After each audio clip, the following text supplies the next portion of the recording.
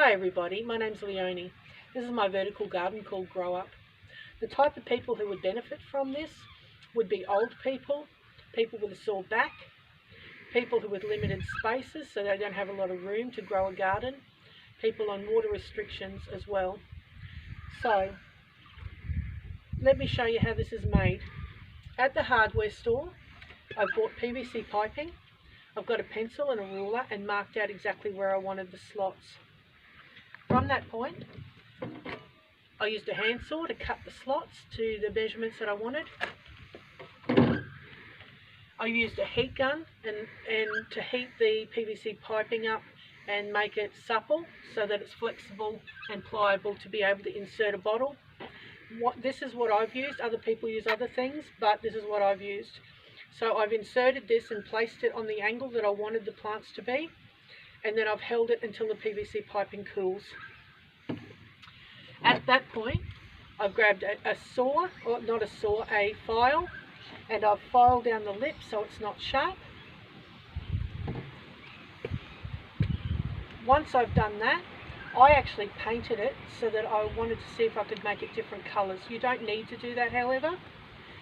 I bought a flange on the bottom with rust-proof screws in it, or bolts, and I've used a cutting board, a thick cutting board.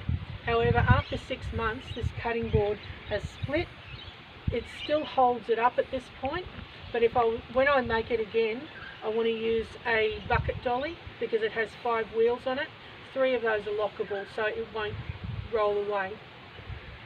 This will allow me to move it in or out of the shade if necessary. In winter, it will also allow me to take it inside out of the frost so my plants don't die. At some point, when I want this to be taller, I've bought a connector. It has a lip on the inside.